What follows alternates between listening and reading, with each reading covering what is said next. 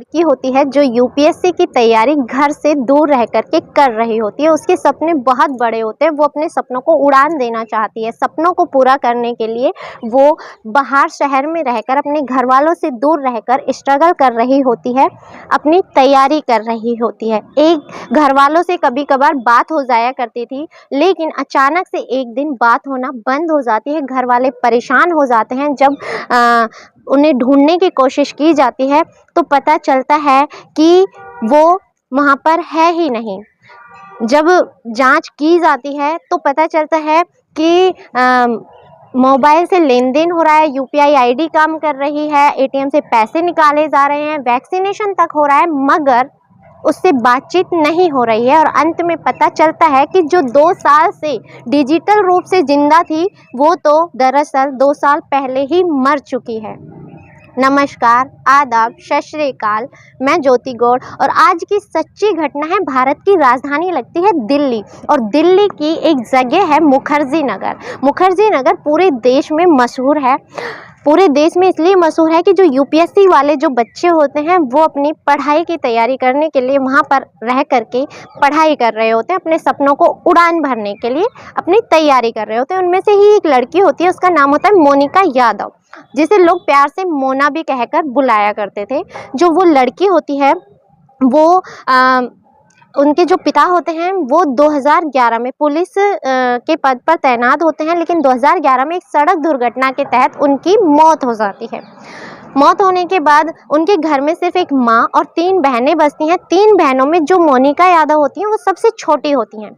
जो मोनिका यादव होती हैं उनका 2014 में कांस्टेबल के पद पर पीसीआर यूनिट में सिलेक्शन हो जाता है। वो पीसीआर यूनिट ज्वाइन कर लेती हैं दिल्ली में आकर के। वहाँ पर वो कार्य कर रही होती हैं। पीसीआर यूनिट वाले जो लोग होते हैं उनकी ड्यूटी कभी भी कहीं पर भी लगा दी जाती है। इतने व्यस्त जीवन में भी वो अपनी पढ़ाई जारी रखती हैं। पढ़ाई जारी रखते रखते वो 2020 में एसआई का एग्ज़ाम क्लियर कर लेती हैं। अब तक दिल्ली की कांस्टेबल रही थी वो अब सब इंस्पेक्टर बन चुकी थी। लेकिन अब जो मोनिका थी उनके ख्वाब और ऊंचे हो गए थे। उनके जो सपने थे वो बहुत बड़े हो गए थे। वो चाहती थी कि उनका जो बचपन का सपना है वो पूरा करे। इसलिए वो सब इंस्पेक्टर की जॉब ज्वाइन नहीं करती हैं, बल्कि वो सोचती हैं कि मैं पीसीआर में रहने के बाद भी इतने कम समय में भी पढ़ाई करके जब सब इंस्पेक्टर का एग्ज़ाम क्लियर कर सकती हूँ तो मैं अगर खुद को वक्त दूँ तो मैं यूपीएससी भी क्लियर कर सकती हूँ। तो वो 2020 में अपनी जॉब से रिज़ाइन कर देती हैं। रिज़ाइन करने के बाद मुखर्जी नगर में एक पीजी में आकर रहने लगती हैं। वहाँ पर रह करके वो अपनी यूपीएससी की पढ़ाई कर रही होती हैं। घर वालों से कभी कभार बातें हो जाया करती थी, लेकिन एक बार सितंबर का ये वाक़या रहा होगा। सितंबर में अचानक से 2021 का ये वाक़या था। अचानक से उनकी बातचीत घर वालों से होना बंद हो जाती है। अब बहन होती है वो परेशान होती है, लेकिन वो सोचती है कि अक्सर पहले भी पढ़ाई की वजह से व्यस्तता के कारण मोनिका उनसे बातचीत करना बंद कर देती थी। हो सकता है वो पढ़ाई में व्यस्त हो तो जब उसे समय मिलेगा वो फ़ोन कर लेगी। ये जो समय होता है वो 5 से 7, 7 से 10, 10 से 15, 15 से 20 दिन में कन्वर्ट हो जाता है और ऐसे करते करते 1 महीना बीत जाता है, लेकिन उसका कोई कॉल नहीं आता। अब जो मोनिका की बहन होती है वो उन्हें लगातार कॉल करती है, कॉल पे कॉल कर रही होती है। कॉल जा रहा होता है लेकिन कॉल कोई उठा नहीं रहा होता। आकर के माँ को बताती है, माँ भी परेशान हो जाती है, वो भी फ़ोन लगाती हैं लेकिन फ़ोन नहीं उठाया जाता। अब क्या करे, बाहर रहने वाली एक लड़की जो घर से इतनी दूर रह करके पढ़ाई कर रही है वो कैसी होगी, कहाँ होगी, कुछ अता पता नहीं है। फिर अचानक से उन्हें एक ऐसी जानकार की याद आती है जो मोनिका के बहुत करीब थे, जो बहुत परिचित थे। नाम था सुरेंद्र राणा। जो सुरेंद्र राणा थे, जब मोनिका यादव पीसीआर में जॉब करती थी तो जो सुरेंद्र राणा थे वो वहीं पर कांस्टेबल के पद पर तैनात थे। एक अनुभवी कांस्टेबल थे और वहाँ पर ड्राइवर के पद पर तैनात थे। वो उन्हीं के साथ कार्य किया करते थे। दोनों में दोस्ती हो जाती है, जान पहचान बढ़ती है। जो सुरेंद्र राणा होते हैं वो मोनिका से तकरीबन उम्र में 12 से 14 वर्ष बड़े होते हैं, इसलिए वो उन्हें डैडा कह कर के बुलाने लगती है। डैडा मतलब कि पिता जैसा, यानी पापा। वो भी जो सुरेंद्र राणा होते हैं वो भी उन्हें बेटा कहकर बुलाते हैं। एक औपचारिक सा रिश्ता बन जाता है दोनों के बीच में। दोनों के बीच में एक कहते हैं कि स्नेह का जो रिश्ता होता है वो बंध जाता है। अभी सब कुछ ठीक चल रहा होता है। अब वो उन्हें फ़ोन करती है, क्योंकि जो सुरेंद्र राणा थे वो उनके लिए, मोनिका के लिए एक लोकल गार्जियन की तरह थे। उन्हें वहाँ ज़रूरत पड़ती थी, कुछ भी होता था वो उनसे संपर्क करती थी। वो अलीगढ़ में रहा करते थे तो पास में ही था, तो वो उनकी बहन उनको फ़ोन लगाती है। फ़ोन लगाने के बाद कहती है कि ऐसे ऐसे मेरी मोनिका से इतना समय हो गया, बात नहीं हो रही। वो भी अचानक से ध्यान देते कि हाँ, काफ़ी लंबा समय हो गया है, मैं भी ड्यूटी के दौरान इतना व्यस्त रहा कि मैं भी उनसे बात नहीं कर पाया, लेकिन तुम चिंता नहीं करो, आज मैं ड्यूटी से ऑफ होकर उसके पीजी ज़रूर जाऊँगा।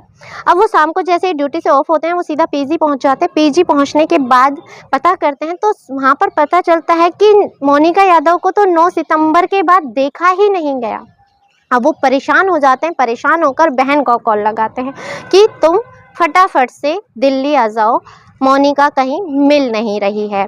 अब बात रही थी 20 अक्टूबर 2021 की। जो मोनिका की बहन होती है वो सीधा दिल्ली पहुंच जाती हैं और दोनों, सुरेंद्र राणा और उनकी बहन, मुखर्जी नगर थाने में पहुंच जाते हैं और वहां एक शिकायत दर्ज कराते हैं कि ऐसे ऐसे उनकी बहन है वो 9 सितंबर 2021 से गायब है, उनसे बात नहीं हो पा रही है, संपर्क नहीं हो पा रहा है। जो टीम होती है वो भी ध्यान देती है कि एक पीसीआर की कांस्टेबल रह चुकी, जिन्होंने एसआई का एग्ज़ाम क्लियर कर लिया, इतनी होनहार और भावी यूपीएससी की तैयारी करने वाली एक ऑफिसर, वो अचानक से गायब हो गई, तो तुरंत से कार्रवाई शुरू हो जाती है।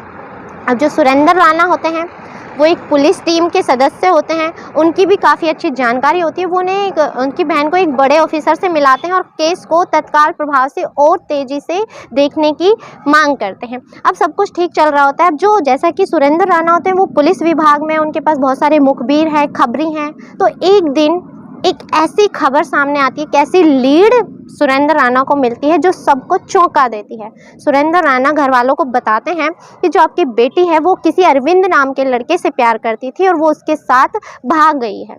अब जो घर वाले होते हैं वो यकीन नहीं करते कि मोनिका तो उनसे कुछ छुपाया ही नहीं करती थी, ऐसा कभी हो ही नहीं सकता, लेकिन वो कहते हैं कि यही सच है, लेकिन घर वालों को यकीन नहीं आता।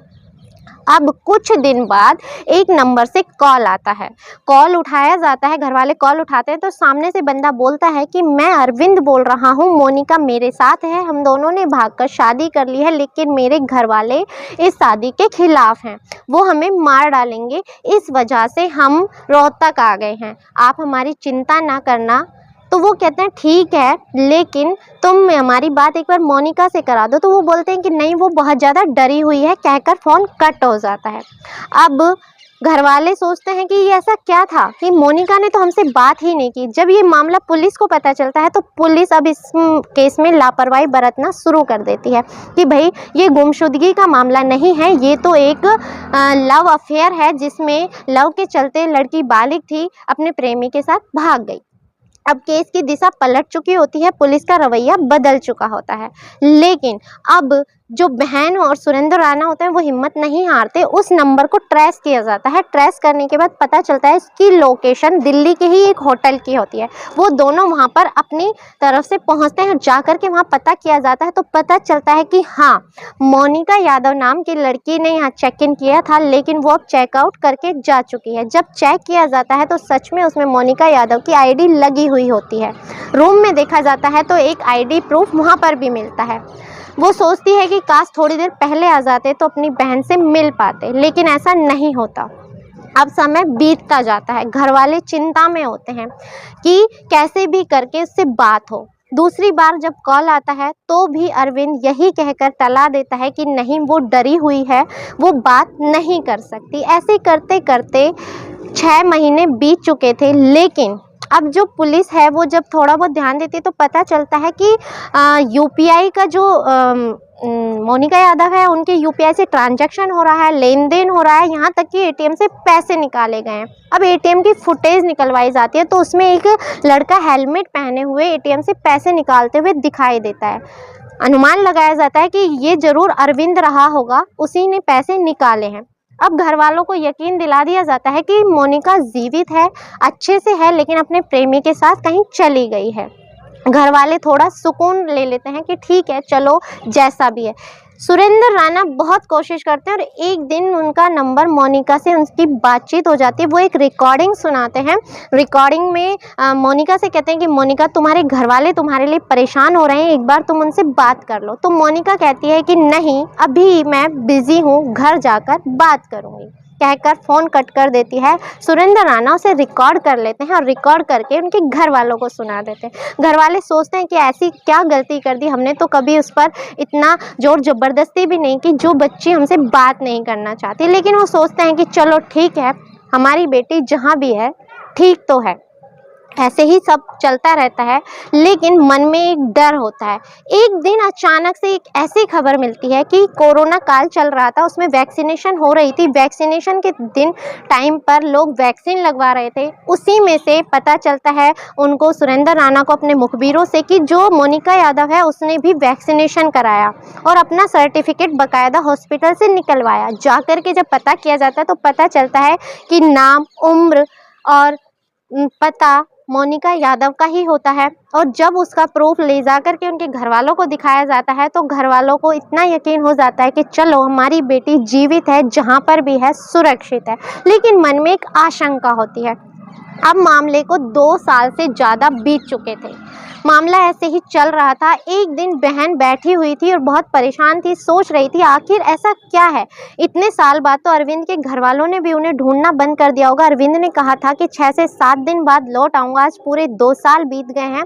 आखिर ऐसा क्या है जो इतना डर, इतना भय कि उन्होंने शादी कर ली तो भी आज तक वो लोग वापस नहीं आए। कहीं हम केस को गलत दिशा में तो नहीं ले जा रहे। अब जो उसकी बहन होती है वो पूरी दृढ़ निष्ठा से सोच लेती है कि मैं कमिश्नर सर से बात करूंगी। जो कमिश्नर सर होते हैं वो दिल्ली में जन सुनवाई के लिए बैठा करते थे। अब लड़की वहां पर पहुंच जाती है जिस दिन जन सुनवाई होती है। बहुत भीड़ के बाद उनका नंबर आता है।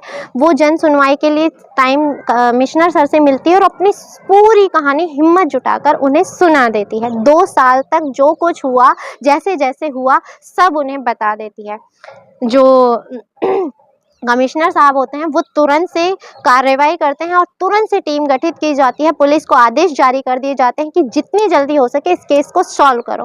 केस सीधा क्राइम ब्रांच के पास दे दिया जाता है। वो क्राइम ब्रांच जो मरे हुए मुर्दों से भी सच उगलवा ले, ऐसी क्राइम ब्रांच के पास केस जब पहुंच जाता है तो अब केस की परतें दर बदर खुलने लगती हैं। जो टीम होती है उनमें सजग टीमों को इकट्ठा किया जाता है। जो अनुभवी ऑफिसर्स थे उनकी एक टीम गठित की जाती है। पता किया जाता है, उनकी पूरी दिनचर्या पता की जाती है। आखिरी बार कब बात हुई थी, किससे हुई थी, कैसे हुई थी। बाद में पता चलता है कि 5 नंबरों से कॉल आए थे। पहली लीड यही मिलती है। जैसे ही पहली लीड मिलती है तो जो घर वाले होते हैं वो बहुत समझदारी का काम करते हैं, 5 नंबर सेव कर लेते हैं। बहन उन्हें 5 नंबर दे देती है। 5 नंबरों को ट्रेस किया जाता है। जैसे ही ट्रेस किया जाता है तो जैसे ही पता करते हैं तो सारे नंबर फर्जी होते हैं, लेकिन एक फ़ोटो जानी पहचानी मिल जाती है। वो जानी पहचानी फ़ोटो जब घर वालों को दिखाई जाती है तो वो कहते हैं कि इस व्यक्ति को हमने कहीं देखा है। वो याद करते हैं कि ये हमारे फैमिली फंक्शन में एक बार रॉबिन के साथ आया था। रॉबिन यानी सुरेंद्र राणा का साला। तुरंत से उस व्यक्ति को उठाया जाता है। नाम होता है राजपाल। राजपाल को जैसे ही उठाया जाता है वो सीधा सट जवाब देता है कि मुझे नहीं पता, मुझे फ़ोटो रॉबिन ने मांगी थी। अब रॉबिन को उठाया जाता है। रॉबिन डर जाता है, घबरा जाता है और घबरा कर बोलता है कि ये फ़ोटो मेरे जीजा ने मांगी थी, मुझे कुछ नहीं पता। लेकिन उसकी आंखों में डर होता है, भय होता है और उसी डर की वजह से पुलिस को देखकर वो बोल देता है उस लड़की को जीजा ने मार दिया। इतना सुनकर सबके होश गुम हो जाते हैं। क्या आज तक जिस लड़की की हम तलाश कर रहे थे वो जीवित ही नहीं है? अब रॉबिन पर दबाव बनाया जाता है, उससे पूछताछ शुरू होती है। रॉबिन बताता है कि वैसे मुझे नहीं पता, लेकिन एक दिन जब जीजा ने बहुत ज़्यादा शराब पी रखी थी तो उन्होंने मुझे बताया था कि मैंने उस लड़की का कत्ल कर दिया है और उसको छुपाने में तुम मेरी मदद करोगे। और मैंने बस उन्हीं का साथ दिया। अरविंद बनकर मैं जगह जगह गया, जगह जगह से फ़ोन किए, फ़ोन कॉल करके मैंने ही बोला, ATM से पैसे मैंने ही निकलवाए। फिर उनसे पूछा जाता है कि आखिर जो तुम होटलों में चेक इन करते थे वो क्या था, तो वो बताता है कि जो मैं चेक इन करता था उसमें मेरे जीजा कॉल गर्ल को लेते थे और उनकी आईडी उसे दे देते थे। कॉल गर्ल से कहा जाता था कि तुम्हें सिर्फ एक रात होटल में ठहरना है, ये आईडी देनी है और सुबह चला जाना है। लड़कियां राजी हो जाती थी और आईडी हम मोनिका यादव की देते थे, होटल में ठहरते थे, दूसरा दिन चेकआउट कर देते थे। कोरोना काल का समय था, मास्क चेहरे पर लगाया हुआ होता था, किसी को पता नहीं चलता था। अब ऐसे ही सारी खबरें खुलती जाती हैं। सुरेंद्र राणा को उठाया जाता है। सुरेंद्र राणा को उठा करके जब पूछताछ की जाती है तो मामला कुछ और ही सामने आता है। सुरेंद्र राणा कहते हैं कि हाँ, मैं मोनिका और मैं एक जगह काम किया करते थे, वो मुझे डैडा कहा करती थी, लेकिन मैं उससे एक तरफा मोहब्बत करने लगा था। मोहब्बत इस हद तक थी कि मैं उससे शादी करना चाहता था। मैं शादीशुदा था, मेरे 12 साल का बेटा भी था, लेकिन मैंने ये बात कभी मोनिका को नहीं बताई। और जैसा कि मोनिका एक भावी ऑफिसर बनने वाली थी, मैं उससे शादी करना चाहता था ताकि मेरी ज़िंदगी संवर जाए। मैंने उसे ऑफ़र दिया लेकिन वो नहीं मानी। मैंने उसे काफ़ी बार मनाने की कोशिश की लेकिन वो नहीं मानी। ऐसे ही एक दिन मैंने उसे विश्वास में लेकर के कहा कि तुम मेरे साथ मेरे घर चलो, और वो मेरे साथ जाने के लिए मान गई, क्योंकि वो मुझ पर अपने पिता जैसा यकीन किया करती थी। मैं उसे लेकर के ऑटो से आया और बुराड़ी पुस्ता के जंगलों के पास उसे रोक करके बोला कि थोड़ी दूर पर ही मेरा घर है, तुम मेरे साथ पैदल चलो। वो मेरे साथ पैदल चलने लगी। रास्ते में जैसे ही घना जंगल आया, सुनसान इलाका आया, मैंने उससे फिर से अपना प्रस्ताव रखा, लेकिन उसने फिर साफ शब्दों में मना कर दिया। मुझे गुस्सा आ गया। मैंने ज़बरदस्ती उसका जोर से गला दबाया और गला घोंटकर हत्या कर दी। उसकी हत्या करने के बाद वहीं पर एक नाला बह रहा था। नाले के पास पानी की मिट्टी से कीचड़ बना हुआ था। मिट्टी को खोदा, उसमें उसकी लाश को दबाया, उसके ऊपर बहुत सारे पत्थर रख दिए ताकि लाश बहकर ऊपर ना आए। और जो उसका पर्स था जिसमें उसका एटीएम, मोबाइल और जितने भी दस्तावेज थे वो सारे मैंने ले लिए। अब उससे पूछा जाता है कि ठीक है, कॉल गर्ल को दे करके तो तुमने होटलों में चेक इन करवा दिया, लेकिन वैक्सीनेशन का क्या था? तो वो बोलते हैं कि एक कॉल गर्ल को दे करके ही मैंने कॉल गर्ल को ही वैक्सीनेशन करवाया। वो कहते हैं ठीक है, लेकिन ये जो रिकॉर्डिंग थी मोनिका यादव की, वो तुमने कहाँ से सुनाई? तो वो बोलते हैं कि जब मेरी पहले मोनिका से बात होती थी, उन्हीं में से कुछ रिकॉर्डिंग मैंने अपने फ़ोन में सेव की थी, उसे ही एडिट करके मैंने उनके माता और बहन को सुना दी थी। अब जब ये मामला सामने आता है तो रिश्ते शर्मसार हो जाते हैं। इस घटनाक्रम को सुनाने का उद्देश्य आपको दुखी करना, परेशान करना या कथित तौर से आपकी भावनाओं को ठेस पहुंचाना नहीं है, बल्कि आपको जागरूक करना है, सजग करना है कि किसी के ऊपर आंख बंद कर इतना भी भरोसा ना करें कि वो व्यक्ति आपके साथ इतना बड़ा विश्वासघात कर दे कि आप कल्पना भी नहीं कर सकते। आज के वक्त में तो अपनों पर यकीन नहीं किया जा सकता, लेकिन किसी पर भी यकीन करने से पहले आंखें बंद करके किसी पर भरोसा ना करें। अगर ये चीज़ नहीं पता तो वो डिजिटल रूप से हमेशा जिंदा होती, जो 2 साल पहले ही मर चुकी थी। इसी के साथ इजाज़त चाहूँगी। मिलते हैं अगली किसी सच्ची घटना के साथ। तब तक के लिए जय हिंद, जय भारत।